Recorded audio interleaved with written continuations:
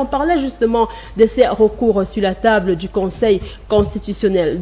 Du moins, nous avons le professeur Maurice Kamto, mais également Dieudonné Yebga. Les recours posés sur la table, qu'est-ce qui se passe concrètement au sein du Manidem? On vous l'avait demandé si l'investiture du professeur Maurice Kamto faisait l'unanimité au sein du Manidem. Vous avez acquiescé, mais finalement, 2 investitures, que comprendre? Vous savez, la dernière fois, il y a eu un débat sur la constitution du dossier du professeur Maurice Kamto. Et cela a démarré avec une information qui avait fuité au niveau du commissariat, où les juristes qui maîtrisaient la chose soulignaient déjà des erreurs et des manquements au niveau de la qualité de qui devait authentifier la pièce au niveau du commissariat ou au niveau de la préfectorale. Maintenant donc, ça a été démontré que le professeur Maurice Kamto, son dossier était correct, il était béton et il ne souffrait d'aucune entrave. Maintenant, on a donc été, nous étions déjà informés que notre ex-camarade, M. Dieudonné Yebga, avait déposé naturellement un dossier au niveau de l'ECAM. Et ce dossier vient porter une tache noire sur la candidature du professeur Maurice Kamto. Et en ce moment, nous ne sommes plus au niveau des discussions. Ça se voit au clair et en plein jour qu'il y a une industrie, une ingénierie de l'injustice qui s'est mise en place pour empêcher à un Camerounais qui a l'ambition de diriger ce pays de prendre part à la future présidentielle qui arrive. On aimerait bien vous comprendre. Expliquez-nous concrètement, on ne comprend pas. On a vu 2 candidats venant du Manidem déposer leur candidature. De quelle injustice parlez-vous? Est-ce que le Conseil électoral n'a pas joué son rôle, fait son travail? Nous pensons humblement que le Conseil électoral n'a pas été juste, en ce sens que Dieudonné Yebga, qui n'est plus mon camarade, qui n'est plus un membre du Manidem, et à belle lurette, a surgi comme un cheveu dans la soupe dans une compétition qui ne le concernait pas. Auparavant, il s'était déjà prononcé là-dessus qu'il abandonnait la politique et qu'il va se consacrer à sa culture et au mbok. C'était pratiquement tous les Camerounais normaux tombaient des nues à partir du moment où on a vu qu'il a été, il a déposé une candidature. Maintenant, s'il faut aller dans le fond, qui a investi Dieudonné Yebga? Il y a deux hypothèses. Il peut arriver que, parce que nous, au Manidem, nous ne savons pas qui l'a investi. Qui l'a investi? Peut-être qu'il s'est auto-investi. Dans ce cas, il a son Manidem virtuel où il sait où le siège est situé, où les militants se trouvent, et il est donc venu à l'ECAM et il a déposé un dossier. Maintenant, si il s'avère que c'est le président Ekane qui a investi Dieudonné Yebga, là, le Conseil électoral nous démontre clairement, et là, la pluralité d'investiture qui est sur la table a tout son sens. S'il faut pousser l'analyse plus loin, le président Ekane Anissé, qui a investi le professeur Maurice Kamto, est le seul président du Manidem à l'heure où je vous parle. Parce que vous savez, on dit souvent qu'un crime n'est jamais parfait. Ce qui veut dire que quand on monte une industrie, on met une ingénierie en place au service de ce qui n'est pas juste, ce qui n'est pas éthique, il y a toujours des failles qu'au moment où vous montez votre puzzle, vous ne vous en apercevez pas. Donc, à partir de cet instant, il est clair qu'il y a une machination bien orchestrée, bien huilée derrière, qui... Du moins, c'est votre ressenti, c'est ce que c'est ce que nous ressentons à travers tout cela. Oui, c'est ce que nous ressentons, qui est bien huilée et bien orchestrée. De telle manière que vous voyez, c'est de manière étagée. Si vous avez... si on regarde, on regarde en arrière. Avec un rétroviseur. Voilà, exactement. C'est bien étagé. Ça veut dire que on est parti par dire, on a commencé par dire qu'on élimine, il ne peut pas passer parce qu'il a signé tel papier au commissariat. Et après, les vrais juristes de ces pays vous démontrent que c'est faux, son dossier est OK. Bon, maintenant, le dossier est OK. Qu'est-ce qu'il faut faire? Il y a de vrais et de faux juristes. Voilà. C'est au passage. Bon. Oui. Bon, le dossier est OK. On avance. Maintenant, il faut avancer. Ça veut dire que la candidature doit être validée. Maintenant, elle doit être validée et on se retrouve avec un autre candidat qui n'a pas qualité, ni titre pour se prévaloir d'être candidat et encore moins investir lui-même sa candidature. Donc nous sommes dans un schéma où tout le Cameroun tout entier, l'Afrique et le monde entier nous regardent. On est convaincu qu'il y a une personne qui pose problème à d'autres Camerounais, ce qui n'est pas normal. D'accord, du moins, c'est votre si vous ressenti. permettez, Oui, si docteur vous Jean-Moïse permettez, Mbok. je vais reprendre un peu ma casquette de société civile pour essayer de comprendre, hein, parce que le but est de comprendre. Il se trouve que dans le Manidem, il y a eu un bicéphalisme à un moment donné, le bicéphalisme au niveau de Ekane et Yebga, où il y a eu même un procès. Vous savez bien que quand un parti politique arrête ses instances, elle rencontre au Minat qui prend acte. Et le dernier acte pris, c'était Yebga, président. Pendant que le procès continuait. C'est une question, vous allez répondre. Okay. C'est un acte qui a été pris au Minat. Alors, Elekam reçoit la candidature du Manidem Yebga parce qu'il y a un acte qui le reconnaît comme président à un moment donné. Donc, qu'est-ce qui s'est passé pour que finalement on ait sa liberté validée, la liberté de Anissé Kane validée? Il y a forcément un problème en interne qu'il faut traiter. En interne, le parti a tablé de cette crise en interne. Elle a fait les choux gras de la presse à un moment sur la crise de Yebga. Et le parti avait tranché. Il y a belle lurette là-dessus.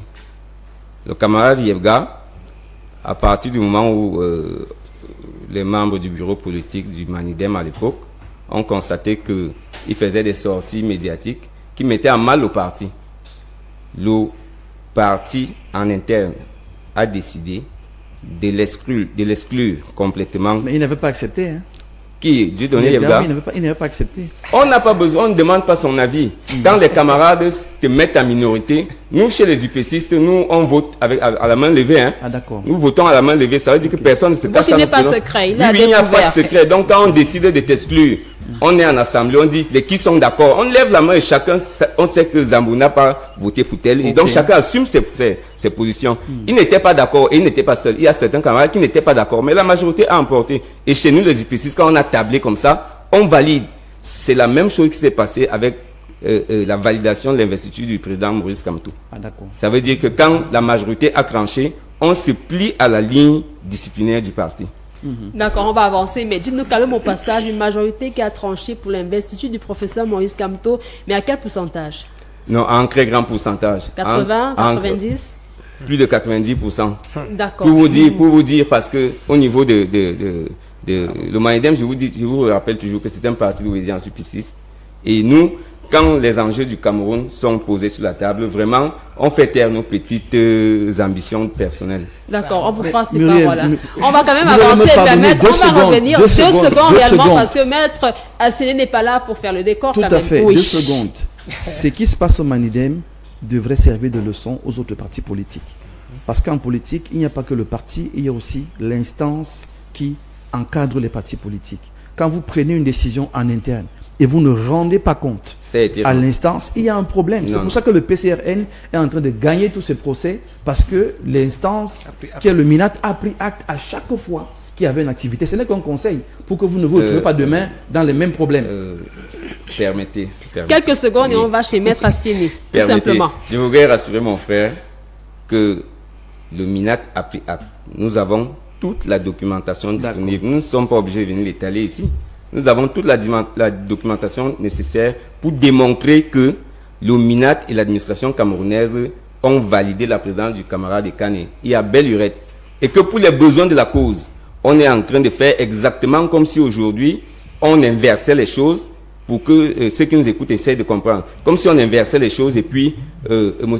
Kamto est président et le président pour lui est l'adversaire redoutable. Et puis on revient dire que non, son parti RDPC, là c'est pas son parti, c'était le parti d'Aïdjo. Et puis aujourd'hui, donc, il y a une autre qu'on va se prendre au Minat pour venir démontrer que Paul Biya n'est pas le président naturel du RDPC. Vous voyez un peu, c'est quelque chose qu'il faut souligner avec du rouge. Pour dire qu'aujourd'hui c'est le président Kamto, le candidat Kamto. Demain, ça sera qui?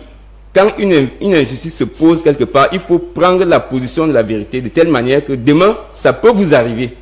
D'accord, Maître Assiené Aboyoyo, on parlait tout à l'heure du jeu électoral. Votre lecture de ce jeu électoral ces jours au Cameroun? Ah oui, moi je pense quand même que la dictature en place a essayé de mettre sur pied une scène qui s'apparente nécessairement à une scène de théâtre pour certains qui le perçoivent ainsi. Mais il faut déjà noter que pour avoir affaire à une dictature, il faut franchement admirer les acteurs de l'opposition, les acteurs qui ont eu le courage de pouvoir lever la tête et penser à faire tomber cette dictature. Parce que il ne faut pas ignorer, il ne faut pas perdre de vue que la machine coloniale qui a été mise en place sous forme d'État aujourd'hui, avec ses institutions, n'a pas toléré en quelque sorte l'ouverture ou alors la libération de la pensée. Donc le processus démocratique obéit à cette logique. N'en déplaise à mon ancien camarade Bessala, parce que je rappelle que j'ai passé 30 ans comme un militant du RDPC avec un état de service bien fourni.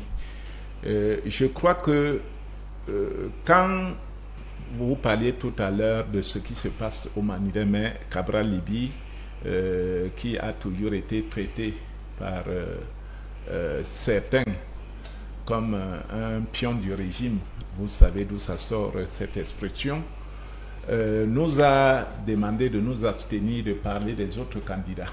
Et nous obéissons, nous nous inclinons devant cette instruction et nous pensons que actuellement ce qu'il faut faire, le processus électoral est mis en marche et qu'on supporte les désagréments et surtout nous pensons que l'état de droit doit triompher. C'est tout simplement notre vœu.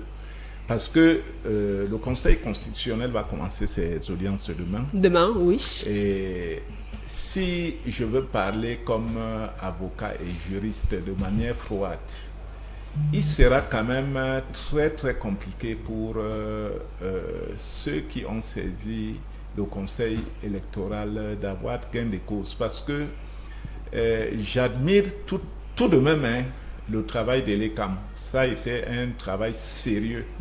Et les motifs de rejet ont été effectivement exposés et tout le monde comprend pourquoi on se retrouve à ce niveau. Donc il sera très très difficile pour le Conseil électoral. On ne veut pas qu'on fasse la magie demain, à partir de demain.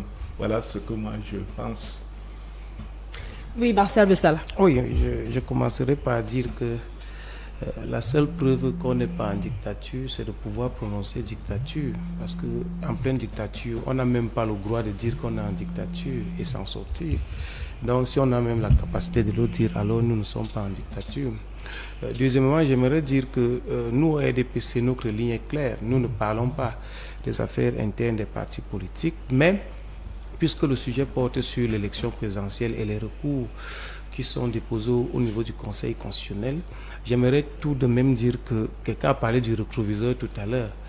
Nul ne peut se prévaloir de ses propres turpitudes. En tant qu'acteur politique, je crois que lorsqu'on pose les actes politiques, il faut pouvoir les assumer jusqu'au bout.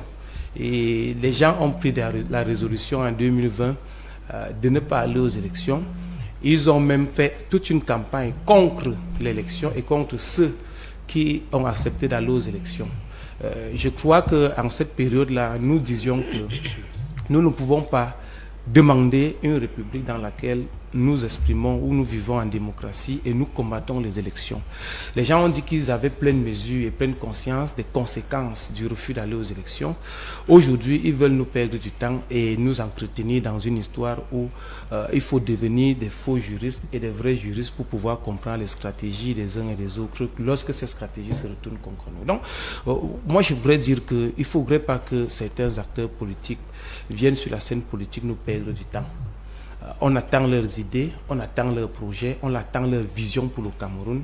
Ils nous entraînent dans des débats inutiles qui nous perdent du temps.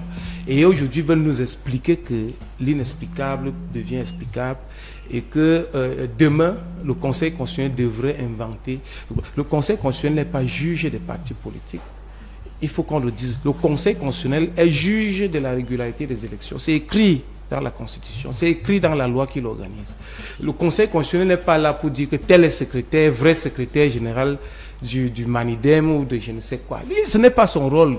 Il va dire tout simplement qu'il n'est pas compétent pour dire qui a qualité d'être président ou secrétaire général du Manidem ou membre du comité directeur. Il est là.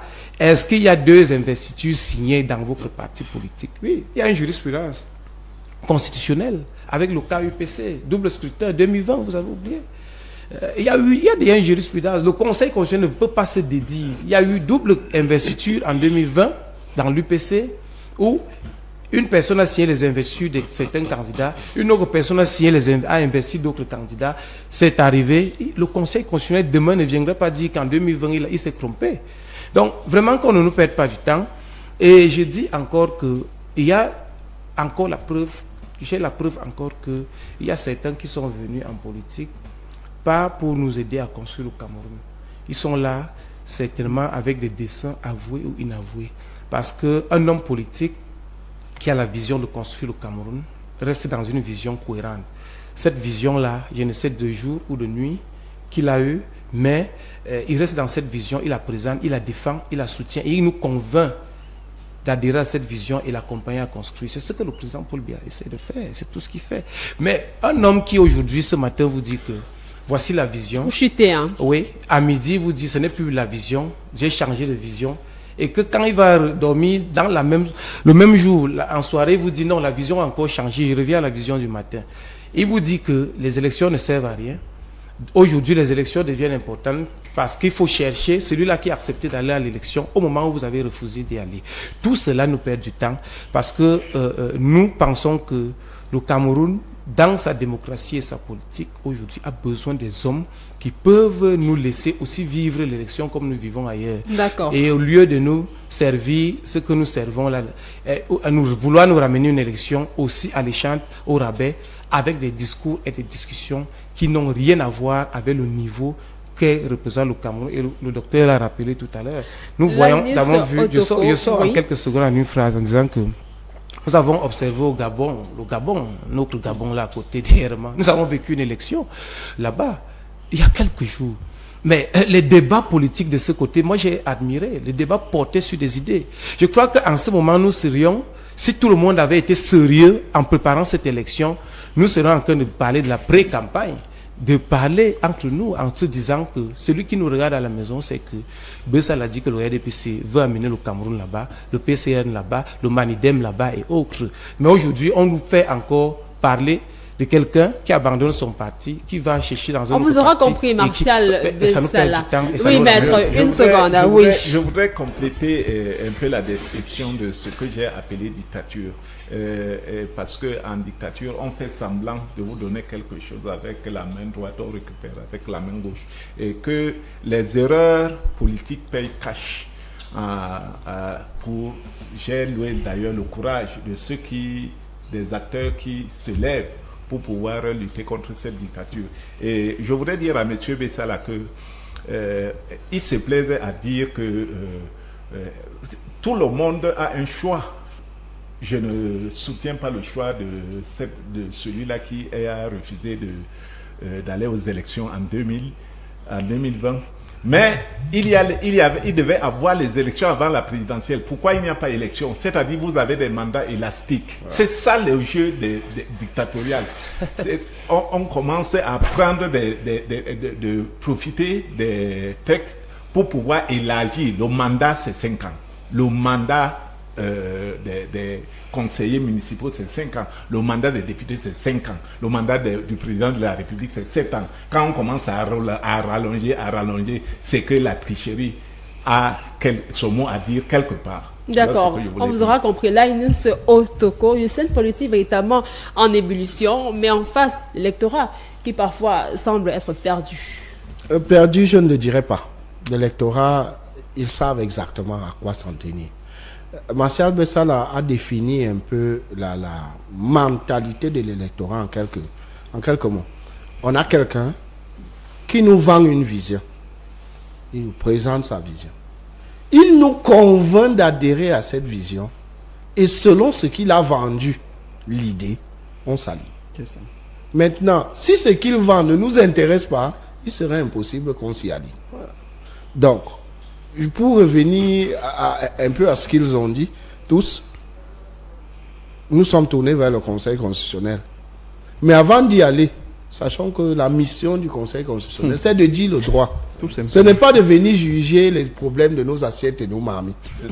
Donc, si j'ai porté ma marmite et je considère que le voisin qui est mon cochambrier a fui avec, eh ben, ça ne vaut pas la peine d'aller au Conseil constitutionnel. C'est une perte de temps, en toute vérité. En un mot pour dire, ils ne sont pas là pour juger nos problèmes domestiques dans les partis. Je crois que c'est pour cela que le PCRN se balade avec un monsieur là dans d'autres tribunaux. Ce n'est pas au Conseil constitutionnel. Donc, ils se donnent la chance de le faire là-bas parce que le marché des problèmes domestiques, ce n'est pas le Conseil constitutionnel. Oui. Ça, il faut qu'on le sache. Parce que beaucoup seront peut-être frustrés. Il n'y aura pas de miracle de ce côté-là. Comme je les appelle communément, la République de Facebook sera sûrement frustrée de ne pas suivre les débats par rapport aux problèmes domestiques au Conseil constitutionnel. Non, à rentrer lire, s'il vous plaît. Ce n'est pas la mission du Conseil constitutionnel. D'accord. Entre-temps, docteur Jean-Moïse Bock, entre-temps, il y en a certains qui travaillent. On parle de ces partis d'opposition réunis en Fumban, dont le FSNC, candidat consensuel en cours de téléchargement, comme on le dit communément. Alors, le FSNC est le parti de la main tendue. La main tendue parce que, justement, nous avons compris que tout seul, on ne peut pas aller affronter l'ogre RDPC. Et je suis un peu peiné de voir comment le syndrome du Messie habite les hommes politiques camerounais qui voient très bien combien le RDPC a organisé et refuse de s'organiser de ce côté de la vitre. Je suis foncièrement embêté quand j'entends certains partis en face dire nous on va aller les renverser. Non, le RDPC c'est d'abord une coalition de plusieurs partis. Il faut le savoir. Ce n'est pas juste la structure RDPC, il y a une coalition derrière. Ça renseigne donc que les autres en face doivent pouvoir rentrer dans la coalition. Le président Issa Chiroma Bakary démissionne parce qu'il estime que le Cameroun mérite mieux. Et on peut faire davantage pour ce Cameroun. Il y a les ressources, que ce soit minières, matérielles et même humaines. Nous avons de l'intelligence spéciale et particulière. Et nous avons démontré que le concert des nations nous intéresse. Donc, il faut y aller avec force. Et pour y aller avec force, il faut une nation qui s'organise en interne. Quand vous lisez les programmes politiques, que ce soit du FSNC, du PCRN, de l'UDC, du PURS, tous ces partis, vous voyez bien que chacun a la volonté d'apporter quelque chose de bien à notre nation. Mais alors, nous sommes en même temps les Bantous. Est-ce qu'une seule main peut attacher un fagot? Que non. C'est pour ça qu'à Fumban, nous sommes allés hier avec 9 autres partis politiques. Oui, nous avons l'UDC, voilà, le PAL, le MCNC, l'Univers, le PURS, l'USDP, l'UPC, l'Univers également, vous. Voilà. Voilà, et je regrette que le PCN n'ait pas été là, que le Manidem n'ait pas été là, que d'autres partis qui veulent diriger le pays n'aient pas été là, parce qu'il faut que l'esprit de coalition rentre dans nos têtes. Il n'y a qu'un seul fauteuil à étudier. Un seul. Ce sera soit l'un, soit l'autre. Ça ne pourra pas être tous les partis en face. Ce sera soit un, que ces partis en face seront dotés logiquement, de manière cohérente, de manière consensuelle, ou alors l'autre va encore gagner, parce qu'on aura une fois de plus perdu du temps dans nos luttes et dans nos combats. Il est donc temps pour le FSNC de se réunir, de se parler, de se dire voilà où on va, voilà ce qu'on est capable de faire avec les forces en présence. Donc, cette rencontre était l'occasion de partager des visions, de se connaître davantage et de se dire quand même qu'en face de l'ogre RDPC, on fait quoi? Parce que venez dire qu'ils ont fait 43 ans. Ce n'est pas un programme politique. Venez dire que M. Biya a un certain âge. Ce n'est pas un projet politique. venir dire que le RDPC utilise la machine de l'État et les moyens de l'État. Ce n'est pas un programme politique parce qu'on en parle depuis, ça ne marche pas. Qu'est-ce qu'il faut donc faire? La réflexion est donc lancée et une fois de plus, la main est tendue aux autres. Il faut qu'on se parle, il faut qu'on s'asseye, il faut qu'on réfléchisse ensemble. Qu'est-ce qu'il y a lieu de faire? Le président Issa Tiroma est très bien disposé à échanger avec les uns et les autres et qu'ensemble, on voit l'homme qui a l'expérience, l'homme qui a la qualité, l'homme qui a la compétence pour pouvoir porter cette dynamique-là. Et là, Muriel, nous avons été agréablement surpris de nous rendre compte que ce n'est que parfois dans les réseaux sociaux, dans les médias, qu'on dit que tous les hommes politiques ont le syndrome du Messie. Plusieurs disaient non, on est prêt à se mettre ensemble, on est prêt à travailler ensemble, on est même prêt à laisser la dame, par exemple, se mettre en avant, on est prêt à laisser le jeune, par exemple, se mettre en avant. Donc, aujourd'hui, la dynamique politique grandit dans la liberté d'expression, dans l'ouverture dans la communication, les échanges, mais aussi dans le projet qui doit nous animer, celui du Cameroun émergent, fort, qui se tient dans l'Afrique comme un géant, qui se tient même dans le monde comme un géant et qui peut rivaliser avec les autres. D'accord. Mais on a envie de... Oui, maître. Je voudrais... on a évoqué l'absence du PCRN. Oui. En Fumban. Oui, en Fumban. Et je voudrais dire que le président Cabral Libye a toujours manifesté sa disponibilité et son désir d'ouverture. Mais nous avons tenu un congrès en Kola Famba en mai dernier, le 23 au 24 mai. Et cette question a été posée devant le congrès. Le président, il y avait d'ailleurs les leaders politiques qui sont venus et chacun est allé après organiser aussi son congrès. Aujourd'hui, presque ceux qui étaient au congrès ont déposé aussi leur candidature. Ils sont en course pour la présidentielle. Nous disons, je n'ai pas reçu le mandat de le dire, je parle comme avocat. Oui. Ce qui nous fait peur, ce n'est pas le RDPC. Le RDPC n'effraie personne en ce qui concerne le PCRN. Nous avons plutôt peur du peuple camerounais qui mérite le respect. Figurez-vous qu'il y a quelques jours de l'élection présidentielle, quand on a, on a déployé les moyens pour pouvoir entrer en compétition, on essaye de distraire le peuple. Le peuple ne va pas nous le tolérer. Quand je parle de distraction, dites-nous, à quelques jours de l'élection présidentielle, on table sur une candidature unique. Comment? Alors, si c'est la mutualisation des moyens pour pouvoir renverser la dictature, nous sommes partants. C'est-à-dire, on nous dit que voilà ce que nous pouvons faire pour que tous les 50 000 bureaux de vote soient couverts. Nous le faisons, voilà une stratégie. Qu'est-ce que nous pouvons? On surveille, on fait. Alors, nous sommes, je voudrais dire que le PCRN se prépare à battre le RDPC. Et nous allons vous prouver. Parce que, quand vous parlez de compétences, expérience, ainsi de suite, comment on peut s'asseoir pour biaiser? C'est-à-dire, les deux sont pipés. Quand vous allez demander à quelqu'un de vous prouver sa compétence, il va vous prouver la compétence. Quand Ahidjo est devenu président de ce pays à 35 ans, il avait quelle compétence? Il avait quelle expérience? Il avait, qu'est-ce qu'on appelle l'expérience pour être chef d'État? En ce moment-là, nous pensons que c'est du peuple qu'on se moque. On ne veut rien, on ne veut pas avancer. Et peut-être on roule pour autre chose. Nous avons donc peur de ce que nous pouvons appeler des trahisons. Parce que quand on vous appelle là-bas, est-ce que c'est pour vous empêcher? Des alliances qui vous font peur. Voilà, est-ce que c'est pour vous empêcher d'avancer? Donc nous sommes déterminés. Nous disons tout simplement que nous voulons respecter le peuple camerounais. Et il est difficile pour un leader aujourd'hui, parce que je crois que vous vous amusez. Il est difficile pour un leader aujourd'hui qui a été investi par le mandat de ses militants, qui est doté de toute une machine électorale. Vous lui demandez d'aller revoir en combien de temps? Donc, franchement, le temps n'est plus indiqué. Le timing n'est pas indiqué pour cela du côté du PCRN. Quelques secondes, on vient vers Justin Zambo. Oui, docteur Jean-Moïse Bock. Il faut donner votre avis sans essayer d'apporter un jugement de valeur aux autres. Au FSN, nous ne nous amusons pas.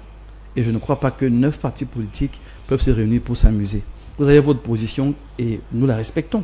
Oui. Mais nous disons simplement qu'il ne faut pas dire que les gens sont là pour s'amuser. Il ne faut pas dire que nous sommes là pour plaisanter. Ce serait très difficile de le dire. Avec tout le respect que nous avons pour le PCRN, nous continuons de dire, nous tendons la main d'association. Justin Zambo, parlons justement de ces alliances-là. Quelle valeur pouvons-nous donner à ces alliances-là? De prime abord, je dirais que les alliances en politique, ça a toujours existé. Et les alliances, c'est un mode de fonctionnement qui permet d'agréger les forces pour casser certaines barrières.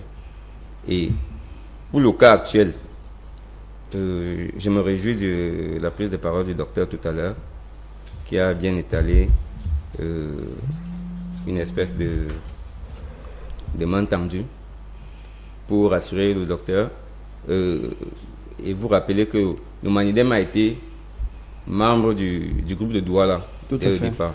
Et dans la démarche du groupe de Douala, qui constituait à ne pas sortir un candidat unique, mais créer une candidature consensuelle pour bousculer la machine qui est en face. Parce que comme il était en train de le dire, quand vous allez, nous n'allons pas en guerre, nous allons en compétition politique, il faut reconnaître la force de son adversaire avant de donner une réplique.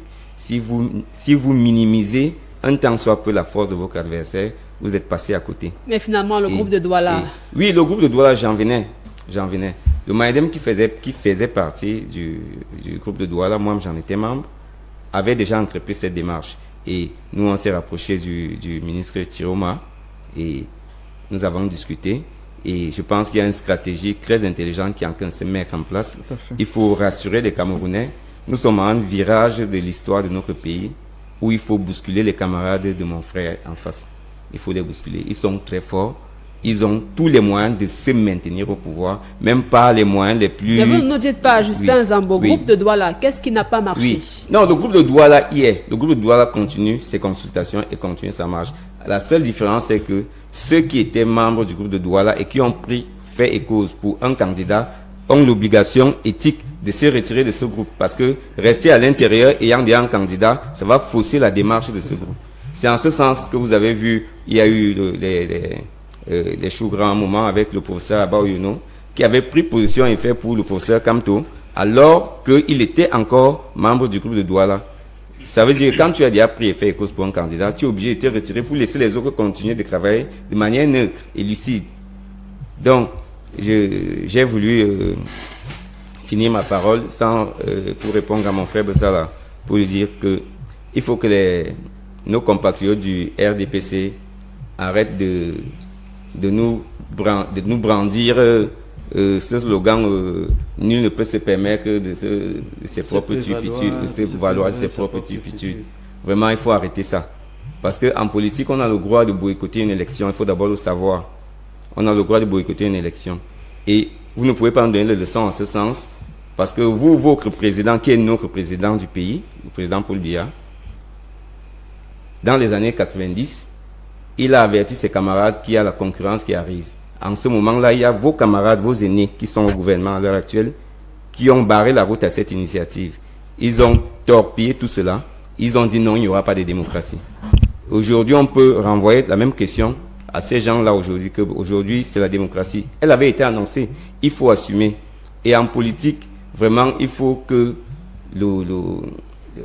les aînés politiques laissent un message à la jeunesse pour que l'idée selon laquelle la politique n'est pas bonne disparaisse. C'est avec la politique qu'on bâtit le monde. Et pour bâtir le monde, on commence par bâtir même nos familles. Et avec ça, on évolue jusqu'à on arrive à nos pays et ça peut aller à l'étranger. Donc, je voulais finir en disant que dans les alliances qui se tissent, il faut avoir l'humilité de comprendre que tout le monde ne peut pas s'asseoir sur le fauteuil du chef. C'est d'abord un préalable. Tout le monde ne peut pas s'asseoir. Alors, si nous voulons renverser le chef, vraiment, il faut coaliser les forces de manière éthique, en pensant au futur. Parce qu'il y a des actes. Il y a des actes que nous posons dans le présent qui nous suivent dans le futur. Donc, pour cela, concernant les alliances, ne perdez pas de vue que même c'est un peu comme dans la course. Oui. On veut toujours un premier, la course cycliste. Mais sachez que dans la course cycliste, il y a les porteurs d'eau. Il y a les porteurs d'eau. Leur rôle ils n'ont pas pour mission de franchir la ligne. Leur rôle, c'est de porter l'eau pour celui qu'on estime qu'en ce moment, il peut capitaliser il peut capitaliser la force et l'énergie pour que l'équipe soit gagnante. Donc, il ne faut pas envoyer un message qui peut éloigner ceux qui ont l'intention de faire l'agrégation des forces. Ça, il faut le souligner. D'accord. Vraiment, si vous permettez, oui, parce que la question nous concerne directement. C'est quoi l'intérêt des alliances? C'est de prendre en compte les griefs de tous les partis politiques et voir comment les amener de l'avant. Par exemple, le MRC dit il faut revoir le conseil, le code électoral. Pourquoi il faut le revoir? Comment il faut le revoir?